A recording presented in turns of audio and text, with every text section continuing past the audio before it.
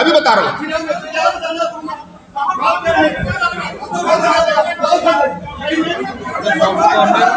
Topic की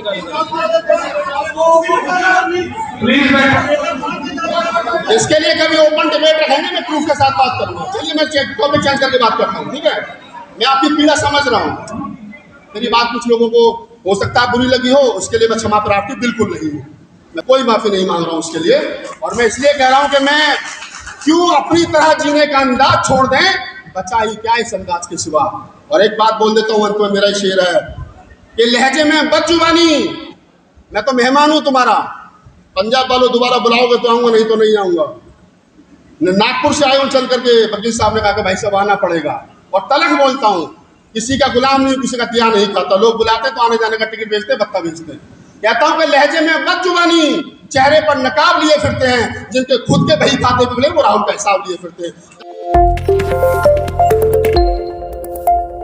तमाम हमारे महापुरुष जिन्होंने समता, बंधुता, न्याय की बात की, उनको नमन।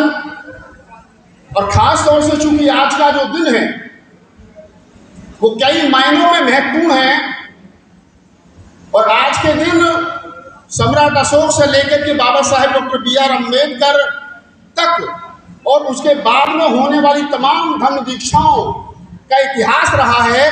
आज के दिन, दशहरा के दिन, तारीख कोई भी रही हो, वो 14 अक्टूबर हो या आज का दिन 2 अक्टूबर हो, वो इतिहास के पन्नों में स्वर्ण अक्षरों में दर्ज है, क्योंकि आज के दिन लोगों ने गुलामी की बेड़ियों को तोड़ करके अपनी स्वतंत्रता, समानता, बंधुता के रास्ते पर चलकर, बुद्ध और अम्बेडकर के रास्ते पर चलकर बुद्ध की शिक्षाओं को ग्रहण किया है। पंजाब के लोगों, आपका नाम विश्व के पटल पर किसी न किसी रूप में लिया जाता है, और मैं विश्व के पटल पर इसलिए कह रहा हूं, अगर ये कहा जाए कि सबसे ज्यादा शेड्यूल कास्ट की आबादी कहाँ है तो पंजाब में है, सबसे ज्यादा एनआरआई शेड्यूल कास्ट के लोग कहाँ हैं तो पंजाब में हैं, सबसे ज्यादा संपन्न अगर कोई कहीं है दलित समाज के लोग तो शायद पंजाब में हैं। और आप इस पंजाब को, जो 5 नदियों के नाम से पंजाब कहा जाता है, मैं कह रहा हूं कि आज के बाद इस पंजाब को पंचशील के नाम से पंजाब कहा जाएगा, ऐसा मेरा विश्वास है। पंचशील के नाम से इसलिए कहा जाएगा क्योंकि जो पंचशील बुद्ध ने एक अच्छा मानव बनने के लिए दिए, वो 5 शील इंसान को इंसान बनाते हैं, वो ब्राह्मण हो, क्षत्रिय हो, वैश्य हो, शूद्र हो, अछूत हो, राजपूत हो, महिला हो, पुरुष हो, कोई तीसरा हो, वो प्रत्येक व्यक्ति में मानवता का संदेश देने वाले पंचशील, जिन पर हमारा आधारित भारत का संविधान बाबा साहेब डॉक्टर अम्बेडकर ने लिखा है, वो पंचशील इस पंजाब में मुझे लग रहा है कि आज यहाँ से शुरुआत हो रही है। और मैं तो वकील साहब से रास्ते में बात हो रही थी, गाड़ी में बता रहे थे कि वो पिछले 10-12 साल से इस प्रोग्राम को कर रहे हैं। तो मेरा विशेष रूप से साधुवाद तमाम आयोजक मंडल, उनके साथियों को, डॉक्टर राहुल हमारे साथी और तमाम वो लोग जिनके अथक प्रयासों से ये प्रोग्राम सफल हो पा रहा है। और चूंकि मैं अंतिम वक्ता के रूप में हूँ, तो मैं चाह रहा हूँ कि कुछ एक ऐसी बात आप लोगों के साथ कर ली जाए कि मेरे जाने के बाद में आप कहें कि राहुल नागपाल दिल्ली से चल कर के आया था, कुछ एक ऐसी बात बता करके गया जो हमारे काम आएंगी, इस आंदोलन के काम आएंगी, धर्म के काम आएंगी, ताकि वो बात आप गली मोहल्ले कूचे में जाकर के बता सकें, कह सकें, और ये बता सकें कि ये काम हमको यहाँ से आगे करना है। अब मैं अपनी असली बात पर आता हूँ। आखिरकार आज़ादी के 78 साल के बाद में ऐसी क्या कमी हो गई, कहाँ कमी हो गई है कि इस देश का दलित समाज आर्थिक रूप से पिछड़ रहा है, धार्मिक रूप से पिछड़ रहा है, राजनीतिक रूप से पिछड़ रहा है, सामाजिक रूप से पिछड़ रहा है। मैं आपको हुक्मरान बनाने के सपने नहीं दिखाऊंगा, मैं आपसे नहीं कहूंगा कि इस भारत को बौद्ध में कर दो, मैं नहीं कहूंगा कि आप एक ही दिन में क्रांति कर दो। मुझे पता है ये बीमारी हजारों साल की है तो कटने में भी समय लगेगा, लेकिन 78 साल में जितनी कटनी चाहिए थी उतनी नहीं कटी। हमारा फेलियर क्या है, मैं फेलियर पर बात करूंगा। जब हमारे पास में डॉक्टर अम्बेडकर, फूले, कबीर, नानक, रैदास, साहू जैसे हमारे मार्गदाता हैं, अगर हम फेल हुए हैं तो मुझे मैं बताना चाहता हूं, मैं समझाना चाहता हूं कि अगर हमें कहीं लग रहा है कि हम 2025 में असहाय महसूस कर रहे हैं, तो हमें कहाँ जाना चाहिए? मैं आपसे आपके ऊपर एक सवाल छोड़ देता हूँ, कहाँ जाना चाहिए, किसके पास जाना चाहिए? तो मुझे लगता है कि हमें लौट करके फिर डॉक्टर अम्बेडकर के पास जाना चाहिए। हमें लौट करके डॉक्टर अम्बेडकर के पास जाना चाहिए और समझना चाहिए कि आखिरकार बाबा साहब डॉक्टर अम्बेडकर के जाने के बाद ऐसी कहाँ गलती हो गई, ऐसी क्या गलती हो गई कि बाबा साहब डॉक्टर अम्बेडकर का धार्मिक आंदोलन, राजनीतिक आंदोलन, सामाजिक आंदोलन, आर्थिक मुक्ति का आंदोलन जहां होना चाहिए था वहां नहीं है। ये कहाँ कमी है? हमारी कमी है, नेताओं की कमी है, या किसी अन्य आदमी की कमी है? मैं आपको लेकर चलता हूं थोड़ा सा बाबा साहब डॉक्टर अम्बेडकर के पास। आजकल तो मैं देखता हूं सोशल मीडिया पर के कुछ लोग ऐसे आ गए हैं कि वो लोग कहते हैं कि डॉक्टर अम्बेडकर ने तो भारत का संविधान ही नहीं लिखा। एक स्वामी स्वरूपानंद आ गया है, एक अभी कल परसों को जगत गुरु दिव्यांग ने जिस प्रकार की स्टेटमेंट दी, कोई नहीं बोल रहा है देश में। वहां पर भी मुझे और ऋतु जैसे लोगों को बोलना पड़ता है, रतनलाल को बोलना पड़ता है, टीवी पर हम लोग बोल रहे हैं, लेकिन दुख के साथ कहना पड़ रहा है जो राजनीतिक दल हमारी वोट लेकर के प्रधानमंत्री और मुख्यमंत्री बनना चाहते हैं वो नहीं बोल रहे हैं। ये दुख का विषय है कि जिनको बोलना चाहिए था, जिनके कंधों पर जिम्मेदारियां थी, जिनको हमने अपना सब कुछ सौंप दिया, पैसा दे दिया, मकान दुकान दे दिए, सब कुछ दे दिया, बेच करके दे दिया, वो हजारों करोड़ के मालिक हो गए, लेकिन वो नहीं बोल रहे। आखिरकार ये ताकत इन मनुवादियों के पास आई कहां से? और अब तो हमारे भी कुछ लोग तैयार हो गए, दलित समाज में कुछ लोग तैयार हो गए जो आरएसएस के यहाँ जाकर के चाय पीते कहते डॉक्टर अम्बेडकर ने संविधान नहीं लिखा। तो मैंने सोचा कि पंजाब की धरती से जवाब दिया जाए। बाबा साहब डॉक्टर अम्बेडकर वॉल्यूम 40, बाबा साहब डॉक्टर अम्बेडकर ने जो भारत सरकार छाप करके 40 किताबें बाबा साहब की बेचती है, उसमें वॉल्यूम 40 और पेज नंबर 361 से लेकर के 363 तक जाकर के पढ़ लेना।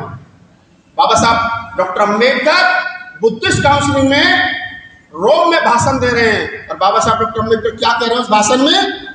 बाबा साहब डॉक्टर अम्बेडकर कह रहे हैं उस भाषण में कि मैंने भारत का संविधान लिखा है।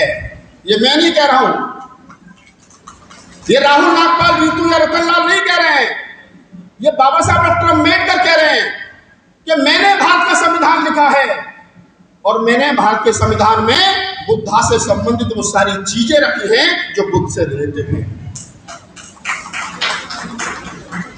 मैंने राष्ट्रपति के सर के ऊपर बुद्ध की मूर्ति की स्थापना की है, तो नोट पर अशोक के धम्म चक्र की स्थापना की है। मैंने बुद्ध से संबंधित, अशोक से संबंधित तो सारे सिंबल भारत के संविधान में, भारत के लोकतंत्र में, जमहूरियत में स्थापित किए हैं, जो जरूरी है। क्यों? क्योंकि मैं भारत के संविधान का निर्माता हूं। ये डॉक्टर अम्बेडकर रंगून के भाषण में कह रहे हैं, वॉल्यूम नंबर 40 पेज नंबर 361 से 363 पर जाकर के पढ़ लेना। वो बाबा साहब डॉक्टर अम्बेडकर जो हर सवाल का जवाब देते थे।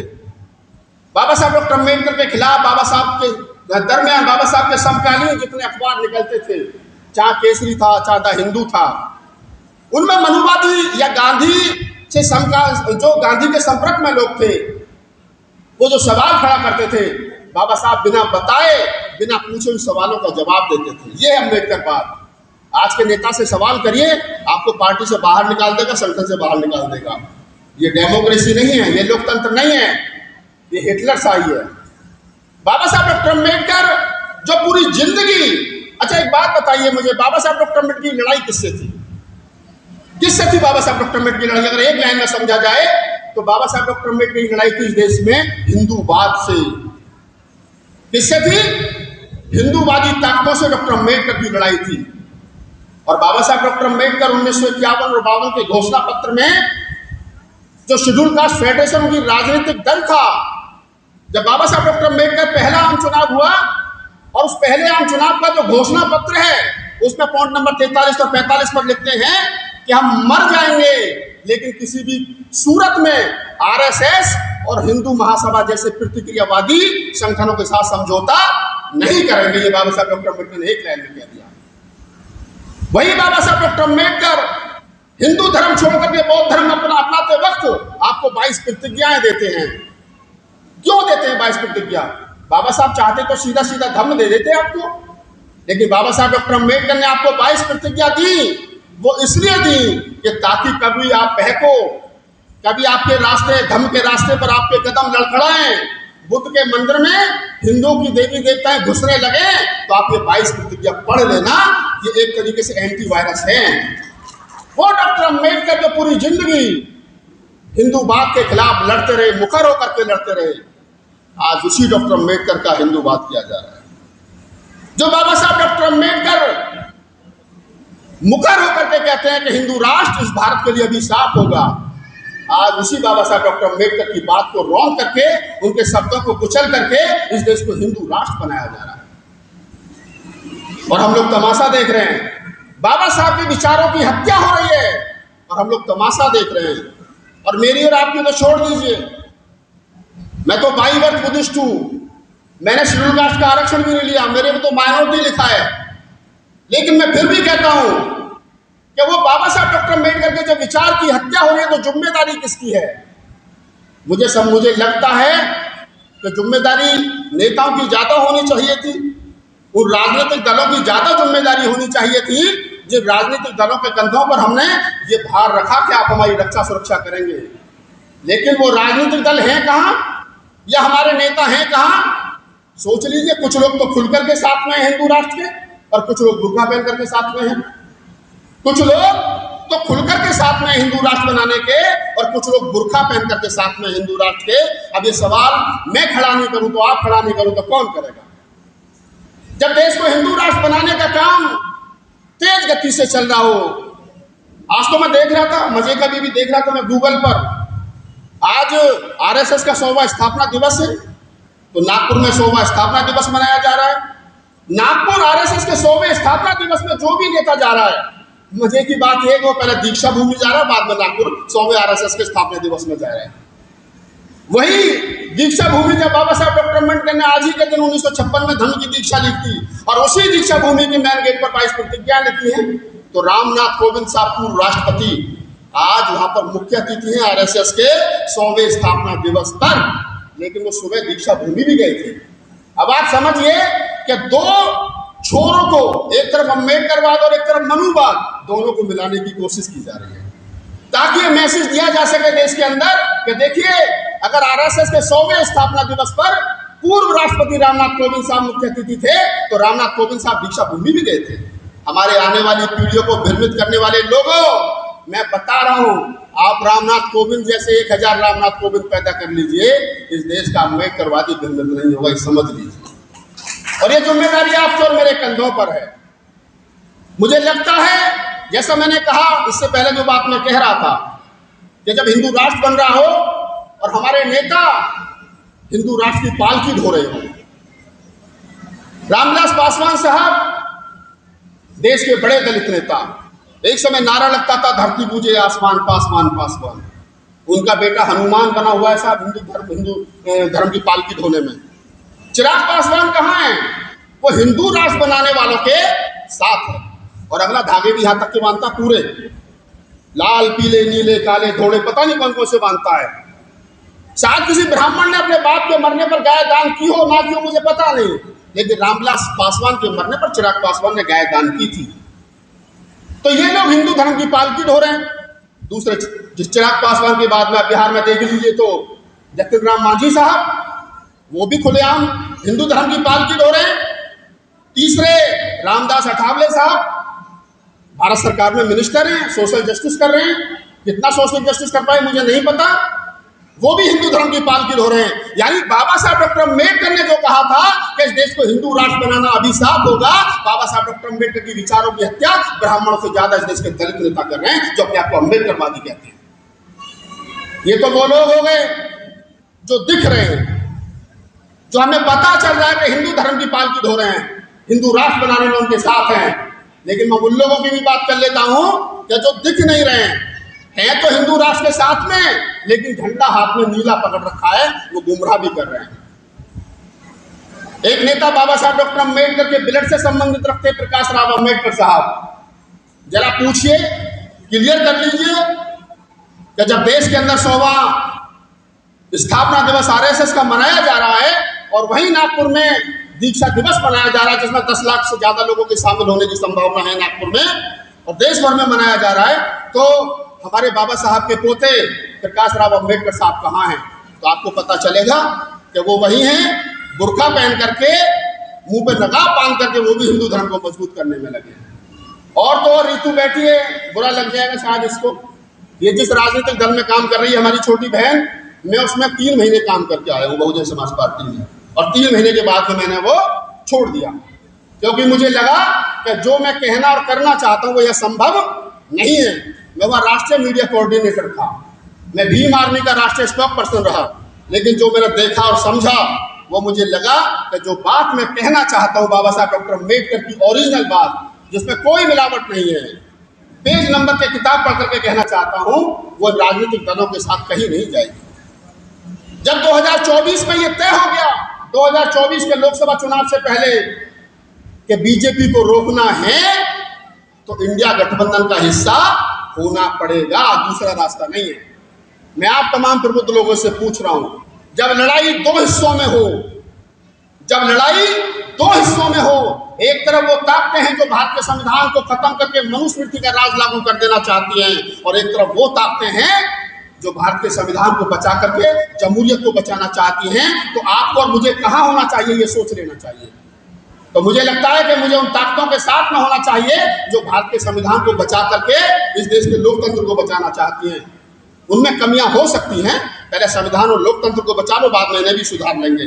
लेकिन ऐसे में अगर जब प्रचंड बहुमत की सरकार हो, प्रचंड हिंदुत्व की लहर चल रही हो, ऐसे में जब मोदी जी की अकेले चुनाव लड़ने की हिम्मत नहीं है, वो 17-18 राजनीतिक दलों के साथ में चुनाव लड़ रहे हैं, ऐसे में कोई दलितों की पार्टी है कि हम अपने बलबूते चुनाव लड़ेंगे, तो उनका संदेश क्या है ये भी साफ समझ लेना चाहिए।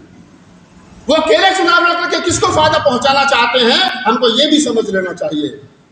इसका मतलब आप संविधान बचाने वालों के साथ तो नहीं हो, कम से कम आप उन ताकतों के साथ जरूर हो जो ताकत इस देश के संविधान को रोज तिल करके मार रही हैं। और वो ताकतें कौन हैं? मैंने कल नागपुर में कहा, आज वही साम बात है, रिपीट कर देता हूं। जो राजनीतिक दल 1980 में बना, भारतीय जनता पार्टी, नाम लेके बोल रहा हूं, जो राजनीतिक दल भारतीय जनता पार्टी के रूप में 1980 में बना, 1984 में उनके पास 2 खासदार थे, यानी 2 सांसद थे। उसी 1984 में बहुजन समाज पार्टी बनी। 1989 में उनके पास 3 राज्यसभा सांसद और 13 विधायक थे। एक तो आपके फिल्लौर से ही थे, एच.एस. लाखा साहब। एच.एस. लाखा साहब यहीं से जीते थे ना बसपा के टिकट पर। मैं बताना और समझाना आपको ये चाहता हूं तथ्यों के आधार पर कि बाबा साहब डॉक्टर अम्बेडकर के विचारों की जो हत्या हो रही है उसके लिए जिम्मेदार कौन है। जो ताकतें 2 सांसदों से 1984 में शुरू हुई, वो 2024 यानी 40 साल में इतनी मजबूत कैसे हो गई कि वो भारतीय संविधान को रौंद रही हैं, वो भारतीय संविधान को बदल देना चाहती हैं, वो मनुस्मृति को लागू कर देना चाहती हैं। टीवी पर बैठ करके इस देश के अंदर बाबा ज्ञान फैल रहे हैं कि हमको हिंदू राष्ट्र बनाना है और इसके लिए हमें कोई भी कुर्बानी देनी पड़े वो देने के लिए तैयार हैं, और हमारे नेता मुंह में दही जमा करके बैठे हैं। तो फिर ये कौन सी, ये जो ताकतें हैं, इनके पीछे कौन सी ताकतें ऐसी आकर के खड़ी हो गई हैं जो इतनी ताकत में आ गई हैं? और वो खुलेआम नारा दे रहे हैं 2024 के चुनाव से पहले कि हमको 400 पार दीजिए, हम संविधान बदल देंगे। उसके बावजूद भी हमारे नेता नहीं जग रहे हैं, उसके बावजूद भी हमारे नेता नहीं बोल रहे हैं, उसके बावजूद भी हमारे नेता ये नहीं कह रहे हैं कि हम संविधान को नहीं बदलने देंगे। तो फिर हम क्या करें? तो फिर हमको चाहिए कि हम नेताओं का चक्कर छोड़ दें, हमें नेताओं का चक्कर छोड़ दें और ये सिस्टम को अपने हाथ में पकड़ें। क्योंकि बाबा साहब डॉक्टर अम्बेडकर की जो तीसरी बात है कि सामाजिक क्रांति, राजनीतिक क्रांति, धार्मिक क्रांति, आर्थिक क्रांति और सामाजिक क्रांति, तो सामाजिक क्रांति का जो विषय है वो वर्तमान में जरूरी है। नेताओं को अगर घुटनों के बल लाना है, मैं खुलेआम कह रहा हूं, दलित राजनीति बेलगाम हो गई है, इनके ऊपर लगाम नहीं रहा किसी का। और समस्या वही है कि ये खुद को बचाएं, अपने पैसे को बचाएं, अपने परिवार को बचाएं या तुमको बचाएं। किसको बचाएं ये लोग? इनके पास पैसा इतना आ गया भाई कि ये पैसा बचाएं, भतीजे को बचाएं, भैया को बचाएं या तुमको बचाएं। तो उन्होंने चुन लिया है कि वो ना डॉक्टर अम्बेडकर के संविधान को बचाएंगे, ना लोकतंत्र को बचाएंगे, ना जमहूरियत को बचाएंगे, ना बाबा साहब डॉक्टर अम्बेडकर की वैचारिक को बचाएंगे। ये वो लोग हैं जो कहीं ना कहीं अपने आप को, अपने परिवार को बचाएंगे। मेरी बात कड़वी लग सकती है, बुरी लग सकती है, लेकिन तथ्यों के साथ मैं कहूँगा सुन लीजिए, बाद में बैठ करके डिस्कस कर लेंगे। जिस बाबा साहब डॉक्टर अम्बेडकर का पुतला 12 दिसंबर 1949 को अब तारीख भी सुन लो, गूगल कर लेना जाकर के, हवा में बात नहीं करता राहुल नागपाल। जिस बाबा साहब डॉक्टर अम्बेडकर जो मेरे और आपके रहबर हैं, जिनकी वजह से मुझे बढ़िया कपड़े पहनने का मौका मिला, जिनकी वजह से मुझे बोलने का मौका मिला, जिन्होंने अपने जीवन में कभी 2 पैसे इकट्ठे नहीं किए, जब बाबा साहब डॉक्टर अम्बेडकर का परिनिर्वाण हुआ था तो उनके ऊपर किताब वालों का कर्जा था, 7 लाख रुपए कांग्रेस सरकार का कर्जा था जो उन्होंने बिना ब्याज के लिया था मिलन कॉलेज में हॉस्टल बनाने के लिए। बाबा साहब डॉक्टर अम्बेडकर का जरा सोच लेना कि वो कर्जा किसने पटाया था। हर जगह दुश्मन नहीं ढूंढते, दोस्त भी तलाश करते हैं। और मैं कह रहा हूं कि 12 दिसंबर 1949 को बाबा साहब डॉक्टर अम्बेडकर का पुतला दिल्ली के रामलीला मैदान में आरएसएस ने फूका था, गूगल कर लेना। और उसी आरएसएस को 10 लाख रुपए का चंदा किसने दिया, ये भी गूगल कर लेना। बहरहाल मैं आता हूं अब धम्म क्रांति पर। ये राजनीति की बात हो गई, समाज की बात हो गई, मैं धर्म की बात कर लेता हूं। आखिरकार बाबा साहब डॉक्टर अम्बेडकर ने बौद्ध धर्म ही क्यों चुना? आखिरकार बाबा साहेब डॉक्टर अम्बेडकर ने बौद्ध धर्म ही क्यों चुना? वो तो कबीरपंथी थे, कबीर पंथ में उनका जन्म हुआ, उनकी पूरी फैमिली कबीरपंथी थी। वो चाहते तो कबीर पंथ को आगे बढ़ा सकते थे, वो चाहते तो रविदास पंथ को आगे बढ़ा सकते थे, वो चाहते तो हिंदू धर्म में जैसे सुधार करने की बात उन्होंने कही थी, और भी 4-6 साल लगे रहते। लेकिन बाबा साहब डॉक्टर अम्बेडकर ने बौद्ध धर्म इसलिए चुना क्योंकि वो चाहते थे कि अगर देश के अंदर जो दलित समाज, जो अछूत समाज, जो अल्पसंख्यक समाज हिंदू धर्म छोड़ करके या किसी भी पंथ को छोड़ करके बौद्ध धर्म की शरण में आएगा, अगर उसका शोषण अत्याचार होगा, तो जापान, थाईलैंड, कोरिया, उत्तर कोरिया, दक्षिण कोरिया, श्रीलंका जो बुद्धिस्ट कंट्री है वो आपके साथ खड़ी होंगी कि भारत में बौद्धों का शोषण अत्याचार सहा नहीं जाएगा। बाबा साहब की सोच इंटरनेशनल सोच थी, इसलिए बाबा साहब डॉक्टर अम्बेडकर ने भारत के बौद्ध धर्म को अपनाया। और उसमें भी खास तौर से बाबा साहब डॉक्टर अम्बेडकर ने कौन सा बौद्ध धर्म अपनाया, ये भी विचार करने की बात है। हीनयान, महायान, वज्रयान, तंत्रयान, बुद्धयान, ये 5 यान और उन 5 यानों के 63 निकाय बाबा साहब डॉक्टर अम्बेडकर ने सीधा सीधा बुद्धयान अपनाया, जो वैज्ञानिक कसौटी पर खरा उतरता है, जो वैज्ञानिक कसौटी पर खरा उतरता है। और उस बुद्ध ज्ञान को अपना करके थेरावादी परंपरा भारत में देकर के बाबा साहब डॉक्टर अम्बेडकर ने आपको एक तरीके से हजारों वर्ष की धार्मिक गुलामियों से आजाद कर दिया और कह दिया कि आप खुले में सांस लीजिए, आप साफ सुथरे रहिए। और जिन बुरे गंदे कामों के कारण आपसे सवर्ण समाज या ये जो मनुवादी लोग हैं दिक्कत करते हैं, आपसे ये लोग परेशानी करते हैं, आपको अछूत मानते हैं, उन कामों को छोड़ दीजिए ताकि आप बराबरी में आ सकें। वैसा हुआ जब बाबा साहब डॉक्टर अम्बेडकर ने ये बात कही कि आप अपने वो पुराने काम छोड़ दीजिए जिससे आपको अछूत समझा जाता है, तो इसीलिए साहब लिए फिरते हैं। धन्यवाद। जय भीम, नमो बुद्धाय, सत साहिब।